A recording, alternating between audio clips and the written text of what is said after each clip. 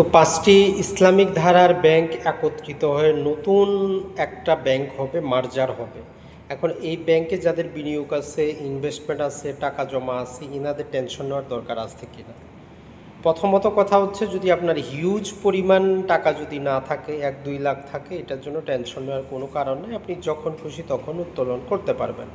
তবে বেশি পরিমাণ টাকা থাকলে একটা সমস্যা, যেহেতু ব্যাংকগুলোই আছে মোটামুটি দুর্বলতার মধ্যে, আপনি তাৎক্ষণিক টাকাটা উত্তোলন করতে পারবেন না।